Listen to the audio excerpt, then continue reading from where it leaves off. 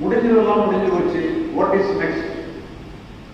நீங்க உங்களுக்குள்ளே சொல்லிடுங்க, முடிந்ததெல்லாம் முடிந்து போனதே, அடுத்தது என்ன, வாட் இஸ் நெக்ஸ்ட் அப்படின்னு சொல்லி நீங்க உங்களுக்குள்ளே கேட்குறீங்க. இப்போ நாங்கள் சில தியானங்கள் சொல்லிக் கொடுக்குறோம். இந்த 10 கட்டளைகளையே கூட சில தியானமாக மாற்றிருக்கோம், சில டெக்னிக் அவ்வளோ. ஏன்னா இதெல்லாம் சிலர்லாம் நினைவு வச்சுக்கிட முடியாது, ஒரு டெக்னிக்காக கூட நினைவு வச்சுக்கலாம். அதனால நீங்கள் இந்த மாதிரிலாம் முடிஞ்சு போனதெல்லாம் இந்த மாதிரி ஒரு வாசகத்தை நினைவு வச்சுக்கணும். முடிந்ததெல்லாம் முடிந்தது, வாட் இஸ் நெக்ஸ்ட் நீட்டு சொல்லி ஒரு மனசில் ஒரு ஸ்டேட்மெண்ட்டை நினைவு வச்சுக்கணும். முடிந்ததெல்லாம் முடிந்தது, வாட் இஸ் நெக்ஸ்ட் ஒரு ஸ்டேட்மெண்ட்டை மனசில் வச்சுக்கிடுங்க. அதை ரிமைண்ட் பண்ணிக்கணும். அப்படி ரிமைண்ட் பண்ணுறதே ஒரு மெடிடேஷன். ஏன்னா தியானம்ங்கிறது உங்களை வழிநடத்தி கொண்டு போகும். சும்மா இப்போ உங்களை மனம் உட்கார தியானம் அது வேற தியானம். இந்த தியானம் உங்களை வழி நடத்தக்கூடிய தியானம்.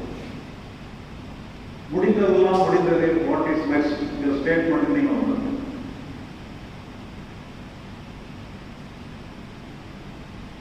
மூணாவது பாயிண்ட்.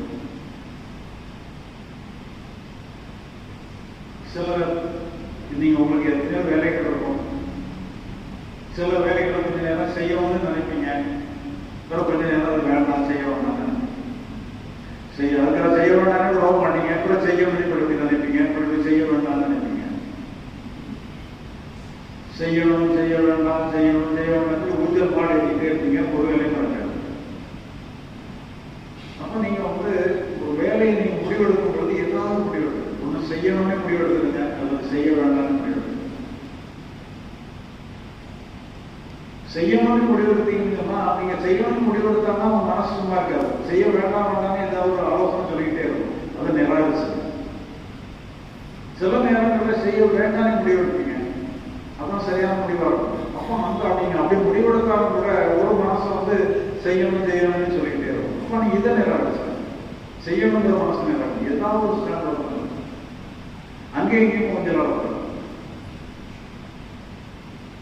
செய்யணும்னு முடிவெடுங்க, அல்லது செய்ய வேண்டாம்னு முடிவெடுங்க. சில நேரங்களில் ரெண்டு முடிவுமே சரியில்லாமல் இருக்கும். ஏன்னா அந்த சூழ்நிலை மெச்சூர் ஆகிருக்கு. அப்போ அந்த நேரத்தில் என்னோட மூணாவது முடிவு, இந்த மேட்டர் இந்த மேட்டரை இந்த என்டையர் மேட்டரை ஒரு வாரம் 10 நாளைக்கு பெண்டிங்கில் வைப்போம் சொல்லி இந்த மேட்டரை அப்படி சஸ்பெண்ட் பண்ணிடுச்சு. ஒரு வாரத்துக்கு அப்புறம் மறுபடியும் யோசிச்சிருக்கோம். இப்போ நீங்கள் ஒரு வாரம் வரைக்கும் செய்யணுங்கிற எண்ணமும் வேண்டியதில்லை, செய்ய வேண்டாங்கிற எண்ணமும் வேண்டியதில்லை. அது வரதான் செய்யும். செய்யணும்னே வரும், செய்ய வேண்டாம் ரெண்டையுமே வர